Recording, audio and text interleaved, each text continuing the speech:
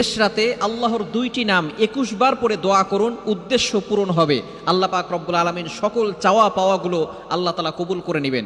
আল্লাহ তাআলার দুইটি গুণবাচক নাম রয়েছে, মনে রাখবেন আল্লাহ তাআলার কিছু গুণবাচক নাম রয়েছে, এই নামগুলো পরে যদি আপনি দোয়া করতে পারেন অবশ্যই আল্লাহ তাআলা আপনার দোয়াগুলো কবুল করবেন। এটা আল্লাহ তাআলা পবিত্র কোরআনুল কারীমের ভিতরে নিজেই বলে দিয়েছেন। 9 নম্বর পারা 13 নম্বর পৃষ্ঠার 4 নম্বর লাইন সূরা আরাফের 180 নম্বর আয়াতে আল্লাহ তাআলা বলছেন, ওয়ালিল্লাহিল আসমাউল হুসনা ফাদউহু বিহা।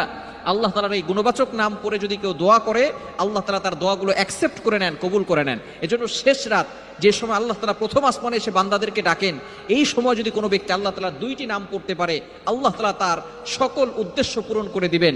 এই দুইটি নাম সূরা ইখলাসের ভিতরে রয়েছে। আমরা সূরা ইখলাস সকলেই জানি। সূরা ইখলাস এমন সময় নাজিল করা হয়েছে যখন আল্লাহ তাআলার এই পরিচয়টা সূরা ইখলাসের ভিতরে আল্লাহ তাআলা দিয়ে দিয়েছেন।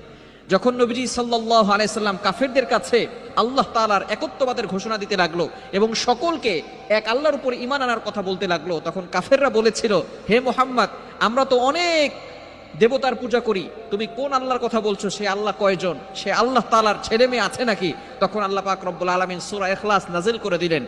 রব্বুল আলামিন বলেন, কুল হুয়াল্লাহু আহাদ আল্লাহুস সামাদ লাম ইয়ালিদ ওয়া লাম ইউলাদ ওয়া লাম ইয়াকুল লাহু কুফুয়ান আহাদ। কি চমৎকার একটি সূরা! এই সূরা যে যত বেশি পড়বে তত বেশি আল্লাহর নৈকট্য অর্জন করতে পারবে। এখানে দুইটি নাম, একটা হচ্ছে আল্লাহু আস-সামাদ, খুবই চমৎকার দুইটি নাম না?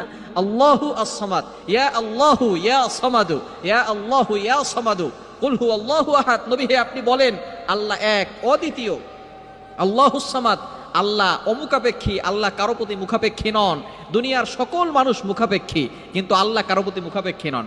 আপনি কোটি কোটি টাকার মালিক, কিন্তু আপনার কাছে চাউল নাই, আপনি কৃষকের কাছে মুখাপেক্ষী। আপনি কোটি কোটি টাকার মালিক, বিল্ডিং করার জন্য রাজমিস্ত্রির কাছে মুখাপেক্ষী। সুতরাং বোঝা গেল দুনিয়ার সকল মানুষ কোনো না কোনো কিছুর প্রতি মুখাপেক্ষী, কিন্তু আল্লাহ পাক রব্বুল আলামিন কারো প্রতি মুখাপেক্ষী নন। এজন্য আল্লাহ তাআলার এই দুইটি নাম 21 বার পড়বেন শেষ রাতে, ইয়া আল্লাহু ইয়া সামাদু, ইয়া আল্লাহু ইয়া সামাদু, ইয়া আল্লাহু ইয়া সামাদু। এভাবে যদি আপনি দোয়া করতে পারেন 21 বার পরে, আল্লাহ পাক রব্বুল আলামিন আপনার উদ্দেশ্যগুলো পূরণ করবেন। কেননা এই সময় আমিন প্রথম আসমানে চলে আসেন। বুখারী শরীফের হাদিস, নবীজি সাল্লাল্লাহু আলাইহি ওয়াসাল্লাম জানিয়ে দিয়েছেন যে এই সময় আল্লাহ তাআলা প্রথম আসমানে এসে বান্দাদেরকে ডাকতে থাকেন, বান্দা কার কি লাগবে আমি আল্লাহর কাছে চাও, আমি আল্লাহ তাআলা তোমাদের চাওয়া পাওয়াগুলো পূরণ করে দিব। কে অভাবের ভিতরে আছো আমি আল্লাহর কাছে বলো, আমি অভাব দূর করে দিব। কে বিপদে পড়ে গেছো আমি আল্লাহর কাছে বলো, আমি আল্লাহ তোমাদের বিপদ দূর করে দিব। কিন্তু আমরা এই সময় ঘুমিয়ে থাকি। মুয়াজ্জিন 5 বেলা মানুষকে ডাকে, হাইয়া আলাস সালাহ হাইয়া আলাল ফালাহ, কাম টু দ্য সাকসেস, সফলতার দিকে আসো, কল্যাণের দিকে আসো। কিন্তু একটা সময় মুয়াজ্জিন নয়, আল্লাহ তাআলা নিজে প্রথম আসমানে এসে বান্দাদেরকে ডাকতে থাকে আর বলতে থাকে, বান্দা কার কি লাগবে আমি আল্লাহর কাছে চাও, আমি আল্লাহ তাআলা তোমাদের সকল চাওয়াগুলো পূরণ করে দিব। এজন্য শেষ রাতে আপনি আল্লাহ তাআলার এই দুইটি গুণবাচক নাম পড়ে 21 বার পরে আপনি আল্লাহর কাছে দোয়া করবেন, ইয়া আল্লাহু ইয়া সামাদু। এটা পড়ে আপনি আল্লাহর কাছে দোয়া করবেন, ইনশাআল্লাহ আল্লাহ পাক রব্বুল আলামিন আপনার সকল চাওয়া পাওয়াগুলো পূরণ করবেন। আপনি অভাবে আছেন, টাকা পয়সা নাই, বিভিন্ন বিপদের ভিতরে পড়ে আছেন, মানুষের কাছে গেলে এটা শেষ হবে না।